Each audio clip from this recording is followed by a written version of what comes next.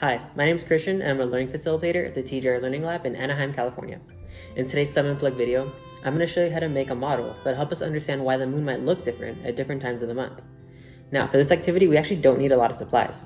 I'm just going to be using a table lamp, a styrofoam ball, and a straw. If you don't have these exact supplies, don't worry about it. Just find something at home that'll work for you, and we can work with that. You see, the moon that we see at night is actually sunlight that's being reflected off the moon's surface. When we see the moon's shape change, it's actually just the shape of the light that's changing. I'm going to show you how this works. Now, this works best in a dark room, so find somewhere in your house that works for you. For me, I've got to turn off all these lights. There we go. Now that's nice and dark, we can get started. So I turn on a lamp, and as you could probably guess, this is going to be representing our sun. And the moon is going to be represented by our styrofoam ball. I went ahead and put a straw into the styrofoam ball, so that way when I hold it, the shadows from my hand don't get on the moon. And now I can use this to create my lunar orbit. In outer space, this lunar orbit is a constant rotation of the moon around the Earth. Now in our homes, we're going to model that motion by holding out our moon and spinning to create that lunar orbit. Now I'm going to show you what happens when we have everything set up. This is what I see when I hold out my moon.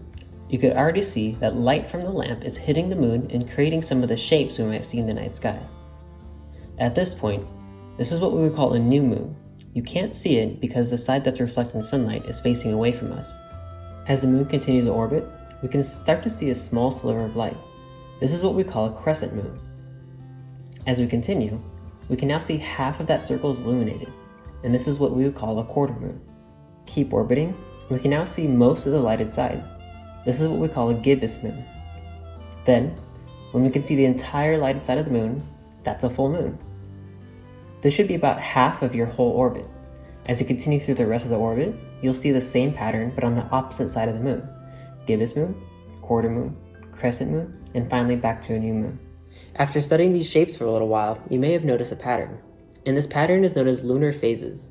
People have studied these phases for thousands of years. In fact, our calendar is based off these lunar phases.